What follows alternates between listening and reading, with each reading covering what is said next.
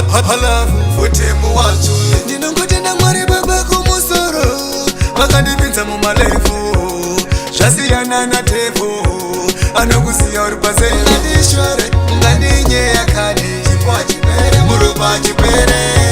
ndichangoramba ndichishaura halafu vachasi ngandishore ngandinyeakane chipwa chipere murupa chipere ndichangoramba ndichishaura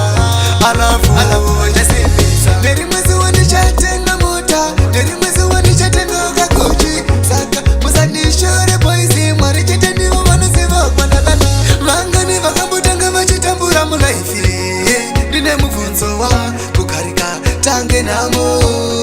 hamenoiko mungandishore mungandinyeakane chipwa chipere murupa chipere ndichangoramba ndichishaura halafu vachasi mungandishore mungandinyeakane chipwa chipere murupa chipere ndichangoramba ndichishaura halafu vachasimbisa taimbofeka zvigamba one you know it's the taimbofeka masandasi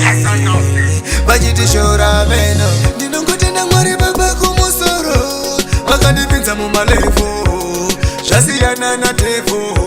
anokusiya uri pase ngandishore ngandinyeakane chipwa chipere murupa chipere ndichangoramba ndichishaura